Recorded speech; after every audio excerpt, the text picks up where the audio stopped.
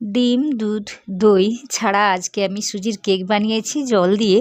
তাও আবার দেখুন কেকটি কতটা সফট হয়েছে, স্পঞ্জি হয়েছে আর খেতে ভীষণই ভালো হয়েছে।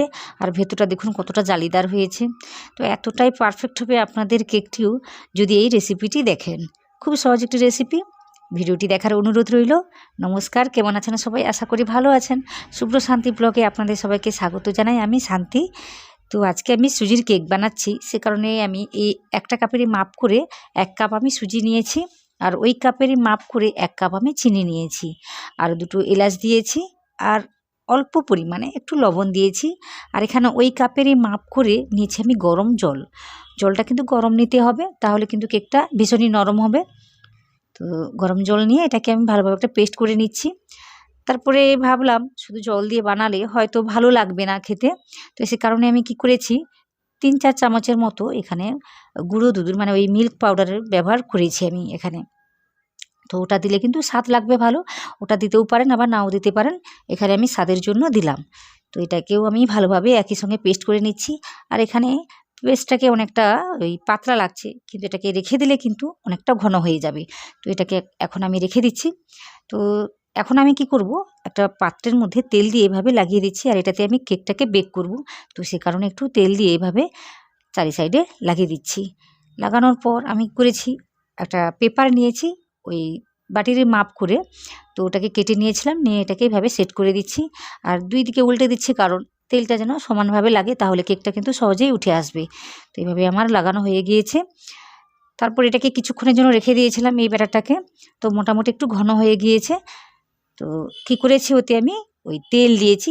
প্রথমে তেলটা দিলে হতো, তো আমি এখনই মেশাচ্ছি। এখানে মোটামুটি আমি 3 থেকে 4 চামচের মতো তেল দেব। এখানে আমি রিফাইন্ড অয়েল ব্যবহার করেছি। এখানে কোনো রকম স্ট্রং ফ্লেভারের তেল কিন্তু ব্যবহার করা যাবে না। এখানে আমি ওই 3 থেকে 4 চামচের মতো তেলটা দিচ্ছি। এটা দিলে কিন্তু কেকটা নরমও হয়, আর বেশ একটা শাইন আসে কেকের মধ্যে। তো সে কারণেই দিতে কিন্তু হয়। তো বেশি দেওয়ার দরকার নেই, পরিমাণটা বুঝে শুনে দেবেন। আর চিনির ব্যবহারটাও কিন্তু বেশি করতে নেই, তো ওটাও দেখে শুনে দেবেন। তো এখানে আমি বেকিং পাউডার দিচ্ছি 1 চামচ, আর একটু বেশি 1.5 চামচের মতো না, একটু কম। আর এখানে সোডা দিচ্ছি আমি ওই 1 চামচের বলতে পারেন 3 ভাগের 1 ভাগ আমি সোডা দিয়েছি। তো এখানে এই জিনিসটা কিন্তু দিতেই হবে, যেটা হলো এই লেবুর রস। 2 চামচের মতো পাতিলেবুর রস আমি এখানে দিচ্ছি। তো এটা কিন্তু অবশ্যই দিতে হবে। এটা দিলেই কিন্তু কেকটা ফুলবে ভালোভাবে। তো এখানে আমি কোনো রকম ডিম বা কিছুই ব্যবহার করিনি, সে কারণে কিন্তু আমি ভ্যানিলা এসেন্স দিইনি। তো এখানে এলাচ যেহেতু দিয়েছি আমি, ওই এলাচের গন্ধটা কিন্তু খুব খুব ভালো লাগে, তো ওটাই দেওয়ার চেষ্টা করবেন। তো সব কিছুকে দিয়ে আমি ভালোভাবে মিশিয়ে নিয়েছি। নেওয়ার পর ব্যাটারটাকে একটু উপর থেকে ঢেলে দিচ্ছি।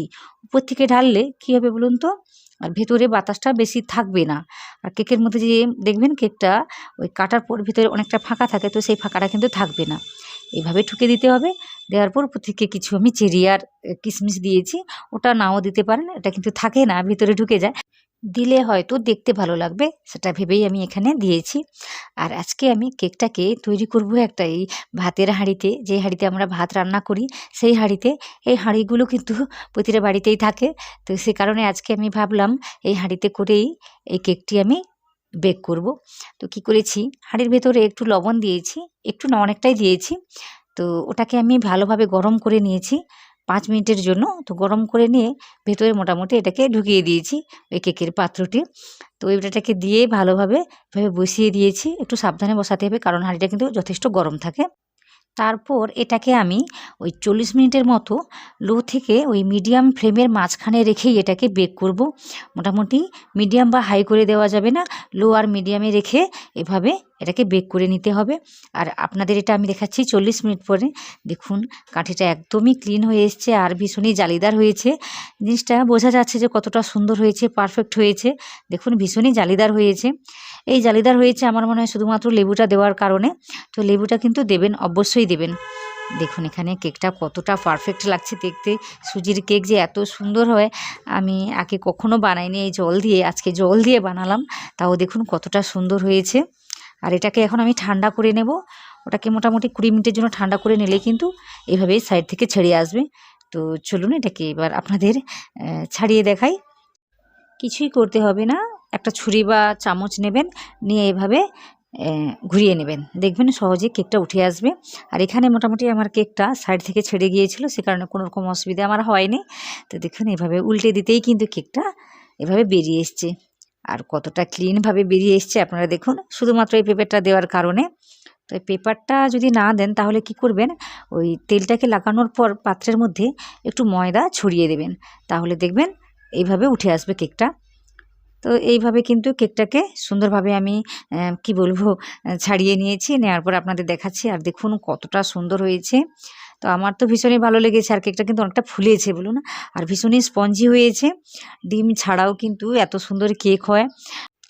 অনেকেই কি করে দই দিয়ে বানায় এই কেকটি, দই দিয়ে বানালেও কিন্তু এই কেকটি খুব সুন্দর হয়। তো আজকে শুধুমাত্র আমি জল দিয়ে বানিয়েছি, আশা করি আপনাদের ভালো লেগেছে। আর এই কেকটি কিন্তু ভীষণই ফুলেছে এবং ভীষণই জালিদার হয়েছে। তো আপনাদের দেখাচ্ছি আমি কেটে কতটা জালিদার হয়েছে ভেতর থেকে। তো আমার চ্যানেলে কিন্তু অনেক রকম কেকের রেসিপি রয়েছে, ওইগুলো আমি খুব সহজ করে বলেছি। আপনারা যদি দেখেন তাহলে সহজে বাড়িতেই কেক বানিয়ে নিতে পারবেন। আর এই কেকটি দেখুন, আপনাদের আমি দেখাচ্ছি কতটা সুন্দর হয়েছে ভিতর থেকে। দেখুন একদম জালিদার, আর কতটা যে সফট হয়েছে কি বলবো আপনাদের, আর ভীষণই স্পঞ্জি হয়েছে। দেখুন ডিম ছাড়াও কিন্তু কেক এতটা সুন্দর হয়।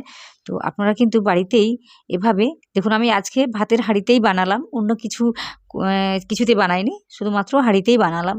তাও দেখুন কতটা সুন্দর হয়েছে। তো এইভাবেও কিন্তু আপনারা কেক বানিয়ে নিতে পারবেন। আশা করি আপনাদের ভালো লেগেছে। তো ভালো লাগলে ভিডিওতে একটা লাইক দিতে পারেন। আর আপনারা যারা নতুন, ভিডিওতে কি বলবো লাইক তো দেবেনই, সাথে আমার চ্যানেলটাকে সাবস্ক্রাইব করবেন। আমার চ্যানেলে কিন্তু অনেক রকম নতুনত্ব রান্না রয়েছে, যেগুলো আমি খুব সহজ করে দেখিয়েছি। আপনারা চাইলে কিন্তু এই ভিডিওগুলো দেখে নিতে পারেন, এবং আরও নতুনত্ব রান্না আমি আনতে চলেছি। তো এই ভিডিওগুলো দেখার জন্য কি করতে হবে, আমার চ্যানেলটাকে সাবস্ক্রাইব করতে হবে। আর পাশে থাকা যে বেল আইকনটা থাকে মোটামুটি এই ঘন্টার চিহ্নর মতো, তো ওটাতে প্রেস করবেন। প্রেস করার পর দেখবেন একটা কথা লেখা থাকে অল বলে, তো ওটাতে আরেকবার প্রেস করতে হবে। ওটা করলে দেখবেন আমি যত রকম ভিডিও ছাড়বো প্রথমেই কিন্তু আপনি পাবেন। তো সে কারণে কিন্তু এগুলো করে নিতে হয়। আর আজকের যে রেসিপিটি দেখালাম আশা করি আপনাদের ভালো লেগেছে। যদি ভালো লেগে থাকে তো নিচে কমেন্টে জানাবেন কেমন হয়েছে, আর সহজ লেগেছে কিনা, বা কোথাও কোনো ডাউট থাকলে আমাকে কমেন্টে জানাতে পারেন, আমি সব কিছু আপনাদের বলে দেবো। তো আশা করি এই রেসিপিটি ভীষণই ভালো লেগেছে। তো যখনই আমার যে কোনো ভিডিও দেখবেন তখন ওই প্রথম থেকে শেষ অবধি দেখবেন, মাঝখান অবধি দেখে চলে যাবেন না। অনেকে কি করে ভিডিওটা স্কিপ করে চলে যায়, তো এইভাবে দেখবেন না, পুরো ভিডিওটি দেখার চেষ্টা করবেন। আর আপনারা যারা দেখে ফেলেছেন আপনাদের অনেক অনেক অনেক ধন্যবাদ।